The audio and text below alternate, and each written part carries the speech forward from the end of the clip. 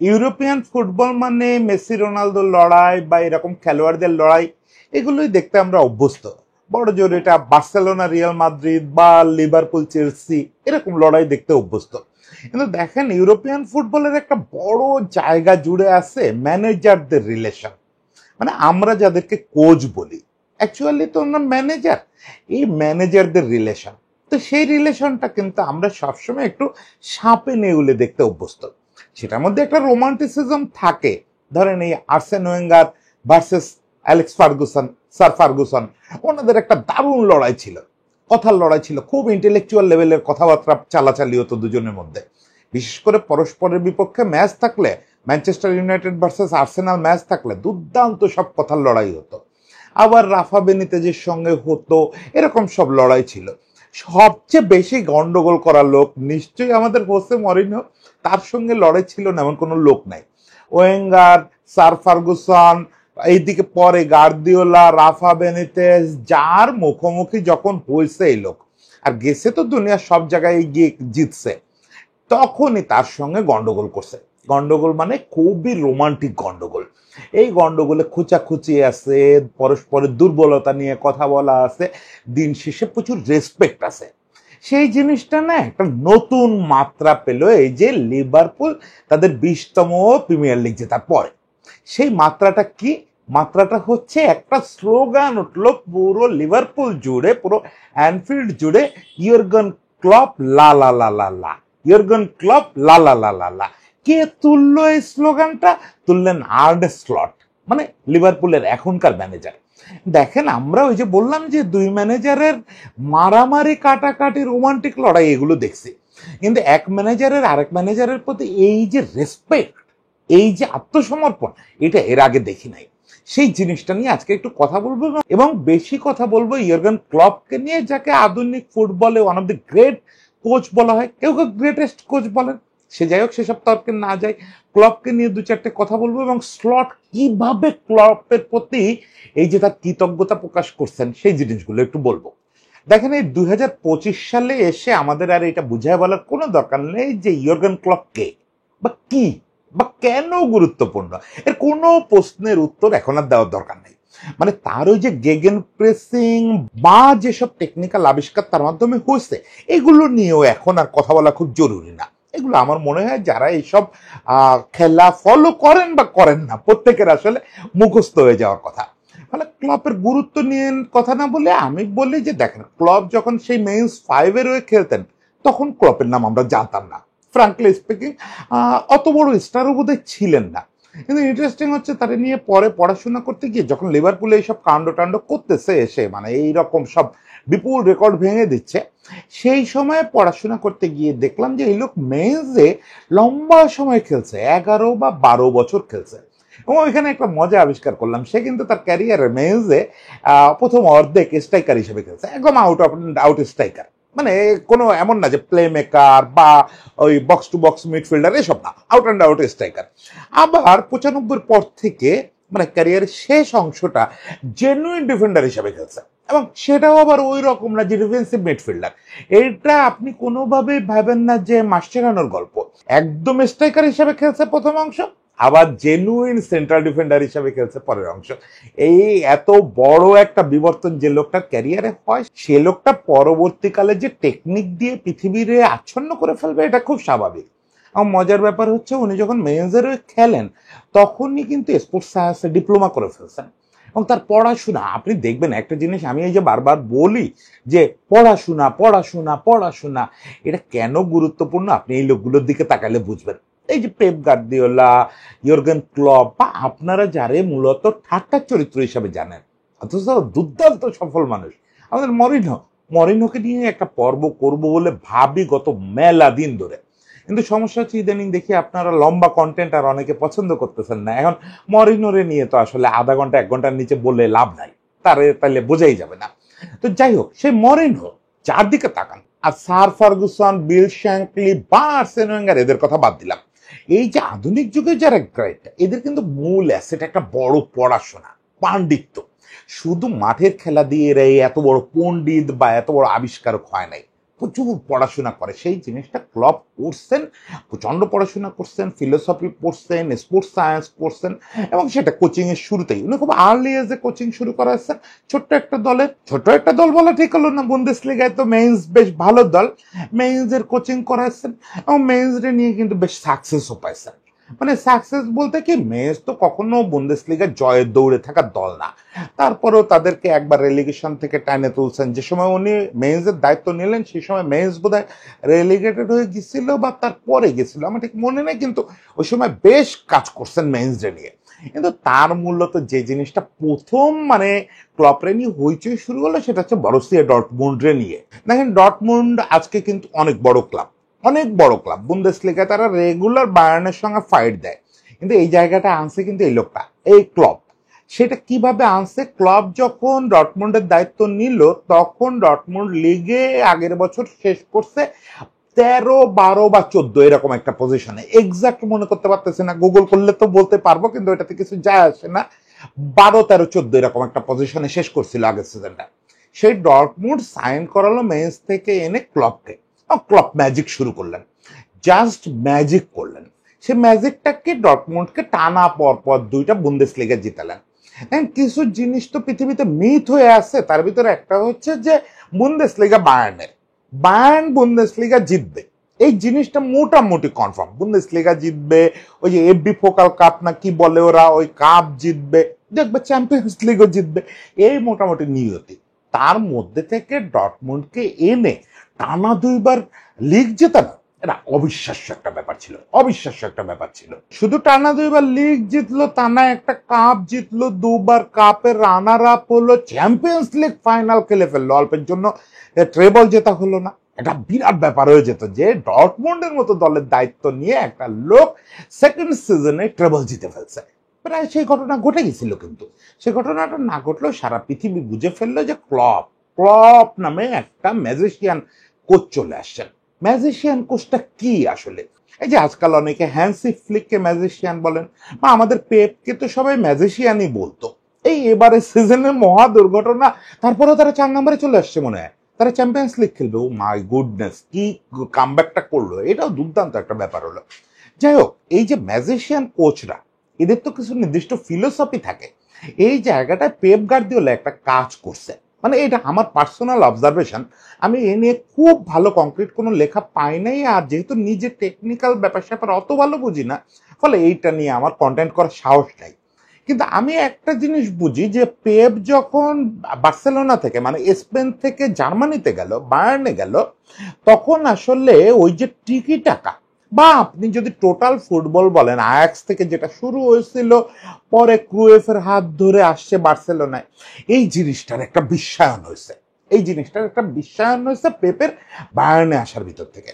আপনি দেখবেন তারপরে পৃথিবীতে যখন যে দলটা ডমিনেট করতেছে, সেটা গার্দিওলার সিটি বলেন, গার্দিওলার বায়ার্ন বলেন, ফ্লিকের বার্সেলোনা বলেন, কিংবা লিভারপুল মানে ক্লপের লিভারপুল বলেন, সবগুলো টিমের খেলার মধ্যে কিছু কমন জিনিস তৈরি হয়েছে।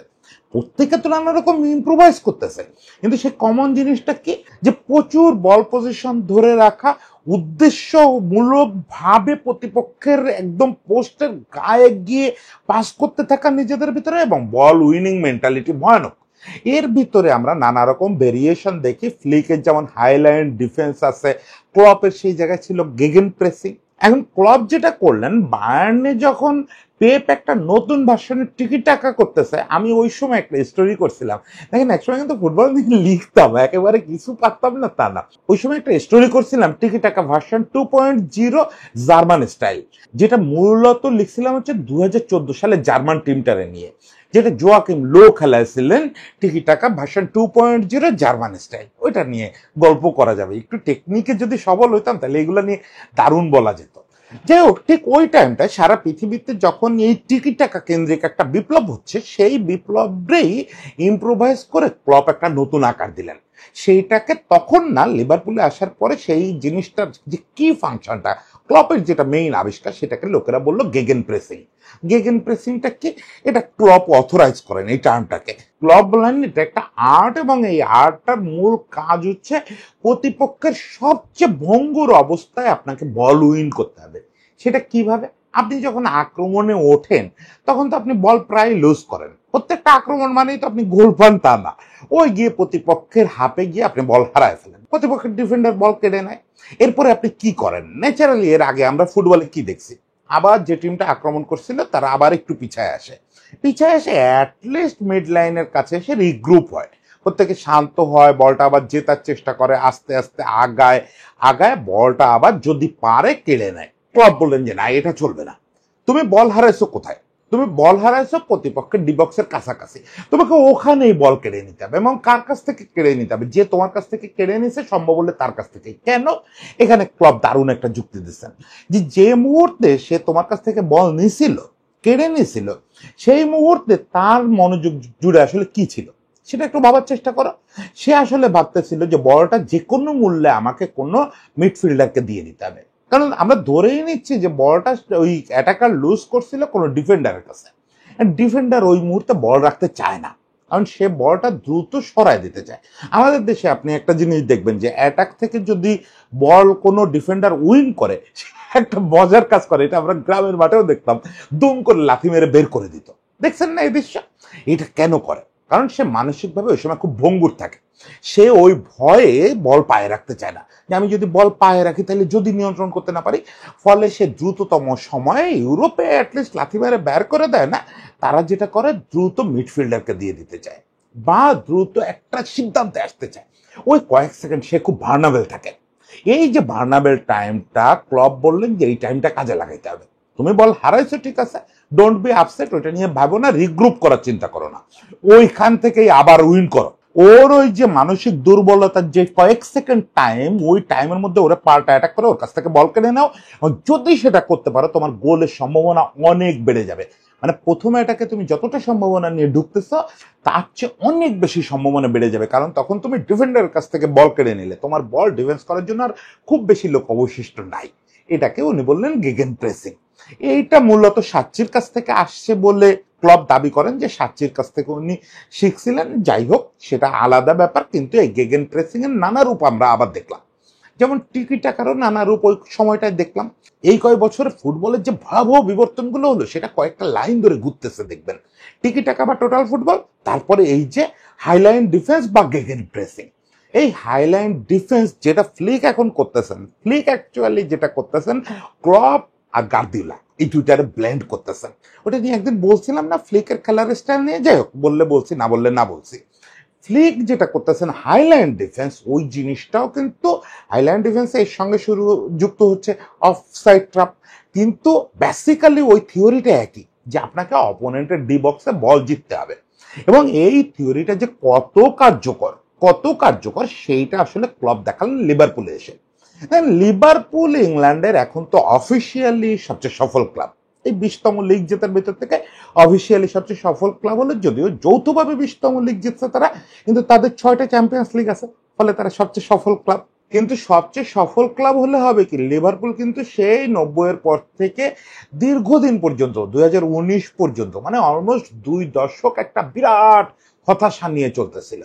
এর মধ্যে তারা কিন্তু রাফা বেনিতেজের হাত ধরে একটা চ্যাম্পিয়ন্স লিগ জিতছে, গোটা 2 কেএফএ কাপ জিতছে, কিন্তু কিচ্ছুতে কিচ্ছু হচ্ছিল না। ইংল্যান্ডে না বা পৃথিবীর সব দেশে একটা ক্লাবের কাছে তাদের প্রেস্টিজ ইস্যু হচ্ছে লিগ। যে যতই ভাব নেই, আজকে অমুক দল বলে যে লিগ নিয়ে কনসেন্ট্রেট করতেছি না, আমরা মূলত চ্যাম্পিয়ন্স লিগ জিততে চাই, অনেকে অনেক কথা বলে, কিন্তু রিয়েলিটি হচ্ছে প্রত্যেকটা দলের প্রেস্টিজ ইস্যু হচ্ছে লিগ।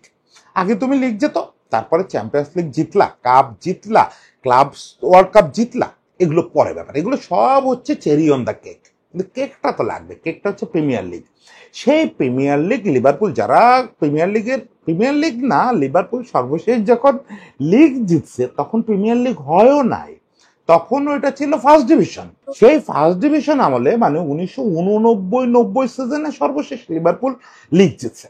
এরপরে লিভারপুলকে একদম ফুরায় গেছে। লিভারপুলে কত বড় বড় কোচ আসছে, কত বড় বড় খেলোয়াড় আসছে, লিজেন্ডারি একটা টিম ভাই, সে বিল শ্যাঙ্কলির টিম। সেই টিম অলমোস্ট 20 বছর প্রিমিয়ার লিগ জিততে পারে না, এবং তারা ডেসপারেট হয়ে গেছিল এই ক্লাবটা। এবং এই ডেসপারেশনটাকে খেলার মাঠে অনুবাদ করে ছাড়লেন ক্লব। মানে এটা কথার কথা না, লিভারপুলের টিমটা কিন্তু মানে একটা জিনিস আপনি যদি দেখেন ইউরোপিয়ান ফুটবলের বাস্তবতায় ওই টাইমটায় অতটা স্টারডাস্টের টিম ছিল না, মানে একদম যে জায়গায় জায়গায় তারকা ওরকম না। ক্লাব যেটা করছেন, ক্লাব মিড বাজেট একটা টিম করছেন, মানে ইউরোপিয়ান স্ট্যান্ডার্ডে। এমনিতে আপনি বলতে পারেন যে অনেক বড় বাজেটের, কিন্তু ইউরোপে চ্যাম্পিয়ন্স লিগ ফাইট দেয় যারা বা প্রিমিয়ার লিগ জিততে চায় যারা, তাদের যে পরিমাণে বাজেট থাকে, এবং বিশেষত যে লিগে সিটি আছে, সিটির তো কথায় কথায় তেলের টাকা উপচে পড়ে, ফলে এই বাজেটের তুলনায় ক্লবের টিমটাকে একটু লো বাজেট টিমই বলা যায়। সেই টিম নিয়ে ক্লব কিন্তু কার্যত শুরু থেকে কাঁপায় দিতে শুরু করলো। প্রথমত পরপর দুইটা চ্যাম্পিয়ন্স লিগ ফাইনাল খেলে ফেললো, দুইটা প্রিমিয়ার লিগ সেকেন্ড থেকে সে শেষ করলো। সেই দুইটা প্রিমিয়ার লিগে তার যে পয়েন্ট ছিল, এর ভিতরে একটাতে তার বোধহয় 93 অর 94 পয়েন্ট ছিল। মানে এটা কত বেশি পয়েন্ট, এটা আপনি শুনলে বুঝতে পারবেন। এইটা ইংল্যান্ডের ইতিহাসে, মানে প্রিমিয়ারশিপ বা ফার্স্ট ডিভিশনের ইতিহাসে দ্বিতীয় সর্বোচ্চ পয়েন্ট। দ্বিতীয় সর্বোচ্চ ইতিহাসে দ্বিতীয় সর্বোচ্চ পয়েন্ট নিয়ে কি হলো, লিগের সেকেন্ড হলো। কারণ কি, ওই ইতিহাসে সর্বোচ্চ পয়েন্ট নিয়ে ওই বছরই লিগ জিতছে সিটি, গার্দিওলার সিটি। মানে লোকটা তার দলকে দিয়ে ইতিহাসে সেরা পারফরমেন্স করেও লিগ জিততে পারতেছে না। এবং এটা পরপর দুবার ঘটলো, পরপর দুবার চ্যাম্পিয়ন্স লিগ মিস করলো, পরপর দুবার প্রিমিয়ার লিগ মিস করলো। মানে এই সময়কালেই আসলে সে লিজেন্ড হয়ে গেছে, কিছু না জিতেও লিজেন্ড হয়ে গেছে। যদি এর মধ্যে বোধহয় FA কাপ জিতছে একটা, অ্যাট লাস্ট জিতলো 2019-20 সালে এসে, মানে প্রায় আপনার 20 বছর পরে এসে লিভারপুল প্রিমিয়ার লিগ জিতল, তারপরে চ্যাম্পিয়ন্স লিগও জিতলো। ততদিনে ক্লব রাজ শুরু হয়ে গেছে, ক্লব রাজ শুরু হয়ে গেছে। কে কাকে কপি করে এই নিয়েই তখন পৃথিবী জুড়ে যে কে কার থেকে নিচ্ছে। দেখেন এই তর্কগুলো অবশ্য আমার কাছে একটু অপ্রাসঙ্গিক মনে হয়। এই ফ্লিক ক্লব থেকে নেবে, ক্লব থেকে গার্দিওলা নেবে, গার্দিওলা থেকে ফ্লিক নেবে, এইভাবেই তো হবে ব্যাপারটা। তাই হচ্ছিল। এবং এই জেনারেশনে আমার যেটা খুব মজা লাগছে, খুব মজা লাগছে, সেটা হচ্ছে ফ্লিক, গার্দিওলা আর ক্লব, এই তিনজন পরস্পরের খেলার বেশটুকু কেমনে নিয়ে নেওয়া যায়, প্রতিনিয়ত কেড়ে নেওয়া যায়, কেড়ে নেওয়া বলতে অ্যাডপ্ট করা যায়, এইটা নিয়ে যে কি মজাটা করছে, কি ইম্প্রোভাইজেশনটা করছে। ইভেন একটা সময় আমার মনে আছে, তখনও আমি সাংবাদিকতা করি, এরকম কিছু রিপোর্ট পড়তাম, রিপোর্ট আসতো আমাদের হাতে, যে ক্লব বোধহয় পুরনো গার্দিওলার মতো অর্থহীন পাস করা শুরু করছে পোস্টের সামনে গিয়ে। এইসব সমালোচনাও টুকটাক শুরুর দিকে ক্লবকে সহ্য করতে হয়েছে। যাই হোক, শেষ পর্যন্ত ক্লব বিদায় নিলেন, এবং ক্লবের বিদায়টা ছিল সম্ভবত ইংল্যান্ডের যে কোনো ক্লাব থেকে কোনো কোচের সবচেয়ে মানে রঙিন চলে যাওয়া। হ্যাঁ, ইংল্যান্ডের ক্লাবগুলোর সঙ্গে কোচদের রিলেশন হয় সাধারণত অনেক বড়। স্যার অ্যালেক্স ফার্গুসন এখনো পর্যন্ত ম্যানচেস্টার ইউনাইটেডের খুব অভিভাবক তুল্য মানুষ।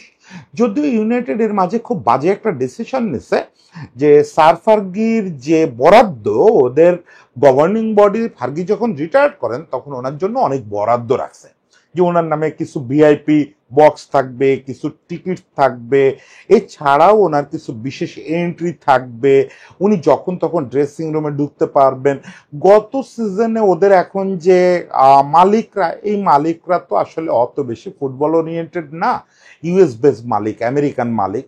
এরা স্যার ফার্গির অনেক সুযোগ সুবিধা কমায় নিছে, এতে ফার্গির কোনো ক্ষতি হয় নাই, অ্যালেক্স ফার্গুসনের কোনো ক্ষতি হয় নাই। মাঝখান থেকে যেটা হয়েছে যে ম্যানচেস্টার ইউনাইটেড একটু সম্মান হারাইছে বলে। যাই হোক, প্রসঙ্গ থেকে সরে যাচ্ছে। ইংল্যান্ডে কিন্তু এটা খুব সত্যি কথা যে বিল শ্যাঙ্কলি লিভারপুল, বা আর্সেন ওয়েঙ্গার আর্সেনাল, ম্যানচেস্টার ইউনাইটেডের সঙ্গে আমাদের জেনারেশনে ফার্গুসন, এই রিলেশনগুলো তো অনেক বড়।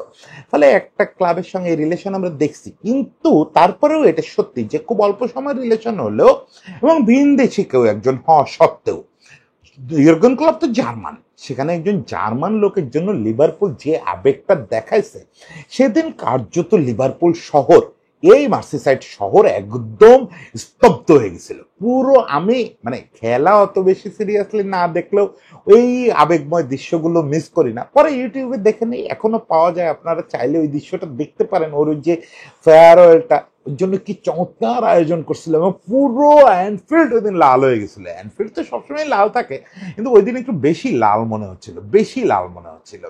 তো আমার যে জায়গাটা থেকে গল্পটা শুরু করলাম, সেই জায়গাটা এতক্ষণে চলে আসছি। যখন সে বিদায়ী বক্তৃতাটা দিতে ওই যে ছোট্ট একটা মঞ্চের মতো করছিল, ওইটারও উপরে লাল কার্পেট পাতানো ছিল, ওখানে আসছে সে অ্যানফিল্ডে তার স্মৃতিচারণ করলো, ভবিষ্যতের জন্য শুভেচ্ছা জানালো। কিন্তু একটা জিনিস, এইটা সম্ভবত সে খেয়াল করতেছিল যে ক্লবের বদলে কে আসতেছে, তারে নিয়ে লিভারপুলের লোকজন খুব একটা সন্তুষ্ট ছিল না। মানে ক্লব যখন লিভারপুলে আসছেন তখন তো ক্লব বড় নাম, এমন তো না যে ক্লব হেঁটে চলে আসছেন একেবারে ফ্রম নো হায়ার।